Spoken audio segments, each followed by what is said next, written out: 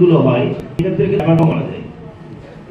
এইটাই হচ্ছে মেন কারণ, যেটা হচ্ছে যে সড়ক দুর্ঘটনার তো অনেক কারণ থাকে, যে গাড়ির প্রবলেম থাকে। আর আমাদের দেশের এখন রাস্তাঘাট বিশ্বমানের রাস্তাঘাট না।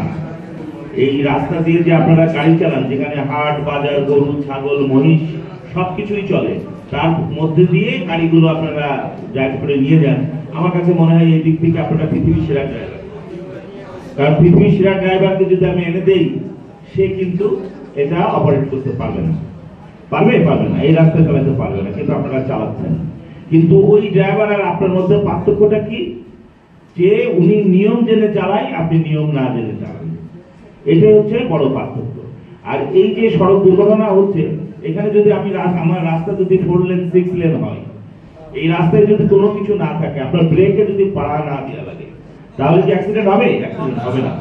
কিন্তু এই অ্যাক্সিডেন্ট এখন এই 4 লেন 6 লেন সমস্ত রাস্তাঘাট করা তো সম্ভব হচ্ছে না, এটা ডে বাই ডে হবে। এখন আমি এই সড়ক দুর্ঘটনা কি দিয়ে কমাবো?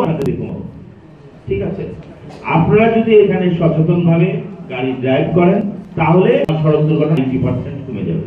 সেটা কি? আপনি যদি আপনার জীবনের কথা চিন্তা করে গাড়ি চালান, যে আমি সেফ থাকবো, আমি ভালো থাকবো, আমি সুস্থ থাকবো, সুস্থভাবে আমি যাব, তাহলেই দেখবেন যে সড়ক দুর্ঘটনা কমে গেছে। এবং আপনি সেফ মানে কি?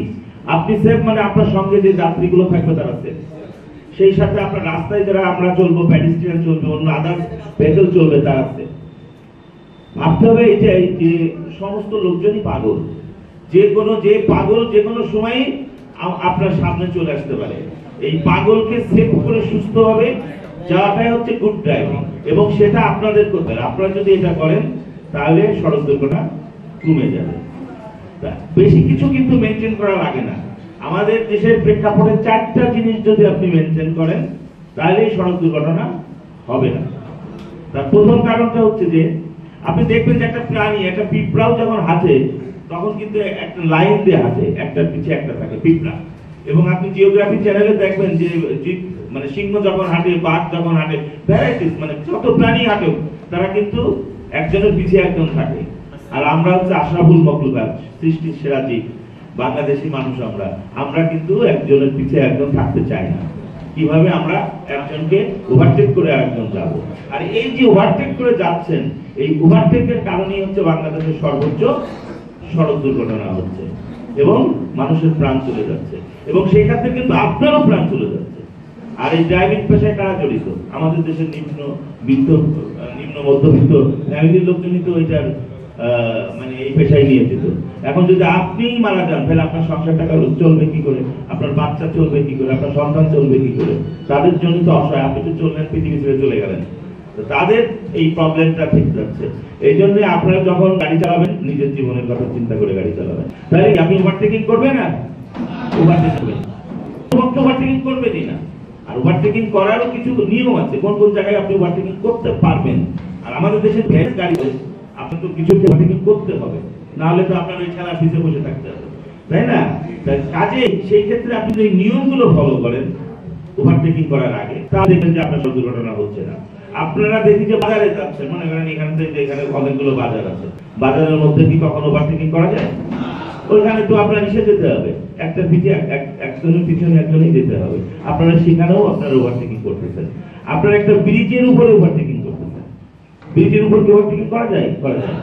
একটা আপনার বাঘ, যেটা অন্ধ বাঘ বলে বা বাঘ, সেই বাঘেও আপনি ওভারটেকিং করতেছেন। আপনারা দেখছেন রাস্তার মাঝে কিন্তু মার্কিং করা থাকে, সাদা দাগ টানা থাকে, কখনো দাগ টানা থাকে এরকম ভাগ ভাগ থাকে, কখনো কিন্তু স্ট্রেট দাগ থাকে। তাই স্ট্রেট দাগটা দেওয়ার উদ্দেশ্যটা কি? আপনি কিন্তু ওই ক্ষেত্রে ওভারটেকিং করতে পারবেন না। হ্যাঁ, ওভারটেকিং করেন আপনি যখন দেখবেন যে না, আমি চারিদিক থেকে সেফ, আমার আগত গাড়ি সামনে নাই। আমাদের যেহেতু সিঙ্গেল রোড, কারণ আপনি যখন ওভারটেকিং করবেন, আগত গাড়িটা তো যাওয়ার জায়গা থাকবে না, যাওয়ার জায়গা থাকবে না, তাহলে তো কলিশন অ্যাক্সিডেন্ট হবে, তাহলে সেই ক্ষেত্রে আপনার কিন্তু মারা যাবে।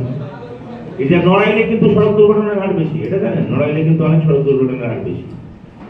এই প্রতিনিয়তই কিন্তু নড়াইলে সড়ক দুর্ঘটনা হয়, প্রতিনিয়তই কিন্তু বাস উঠতে যায়। কারণ নড়াইলে এখন বিভিন্ন রোডের কাজ হচ্ছে, বিভিন্ন জায়গায় গর্ত, বিভিন্ন জায়গায় মাটি ফেলা, বিভিন্ন জায়গায় রাস্তা সরু, সেখানেও আপনারা গাড়ির গতি ওখানে আমরা কি করে দিচ্ছি 30, কিন্তু আপনি সেখানে গতি চালাচ্ছেন 60, তাহলে আপনি কি এটা কন্ট্রোল করতে পারবেন? পারবেন না। তাহলে কি হলো, আপনি ওভারটেকিং করবেন না। দ্বিতীয়ত কি হচ্ছে, আপনি ওভার স্পিডে গাড়ি চালাবেন না, যেটা আমি বলতেছিলাম যে যেখানে আপনার 30 দেওয়া আছে সেখানে আপনি 30ই চালান। আপনি কেন সেখানে আপনি 50 চালান? এই ইনস্ট্রাকশনটা আপনার ফলো করতে হবে। এটা যদি আপনি মানেন, ওভার স্পিডে যদি না যান, তাহলে অ্যাক্সিডেন্ট আপনার কম হবে। আরেকটা কি হচ্ছে, আপনি ওভারলোডিং যে কেন করতে হবে, মালের ক্ষেত্রেও হতে পারে, মানুষের ক্ষেত্রেও হতে পারে। আপনার যেখানে মনে করেন আপনার সিট ক্যাপাসিটি আছে 30 জন বাসে, আপনি 50 জন নিচ্ছেন, অনেকে দাঁড়ায় নিচ্ছেন, অনেকে কাঁধের উপর নিচ্ছেন। এই যে বিভিন্ন এখন যে প্রোগ্রামে যাচ্ছে দেখতে গাড়ি, বিশেষ করে পিকনিক, তারপরে যে আগ্রসী হুজুরের যে প্রোগ্রাম, ছাদের উপরে লোক। কেন আপনি আপনার জীবনের কথা চিন্তা করবেন না? কেন আপনি ছাদের উপরে যাবেন? এই গাড়ি ব্রেক করলে তো ছাদ থেকে আপনি উল্টে পড়বেন, তাহলে এটা আপনার ওভারলোডিং। ওভারলোডিং যদি আপনি না নেন, তাহলে সড়ক দুর্ঘটনা আপনার কম হবে। আপনার একটা গাড়ির ক্যাপাসিটি 27 টন, সেখানে আপনি ওই যে বালি ভরে আসছেন, সেই কোথা থেকে বালি আসে? কুষ্টিয়া থেকে দূরে আসে, যে বলে পাথর বালি, যেটা পঞ্চগড় থেকে আসে। ওই গাড়ির ওজন কত থাকে জানেন? কারণ ধারণা আছে? আপনার তো চালান কত টন নিয়ে আসেন? 40 টন তো নর্মাল, যেটা 10 টাকার গাড়ি সেটা তাতে 50 টন। হ্যাঁ, গাড়ি সহ 50 টনের ওজন হয়। তা ওর ক্যাপাসিটি আছে 27 টন, আপনি নিয়ে আসতেছেন 50 টন। এই 50 টনের গাড়ি যদি আপনি কোনো কারণে ব্রেক করেন, তাহলে ওই গাড়িকে আপনি ব্রেকে কন্ট্রোল করতে পারবেন? হয় ওই গাড়ি উল্টে যাবে, না হলে গাড়ির এক্সেল ভাঙবে, না হলে আরেকটা গাড়ির উপর যা পড়বেন। তাহলে কি হচ্ছে, আপনিও ক্ষতিগ্রস্ত হচ্ছেন, যার উপর পড়তেছে সেও ক্ষতিগ্রস্ত হচ্ছে, রাস্তা ক্ষতিগ্রস্ত হচ্ছে।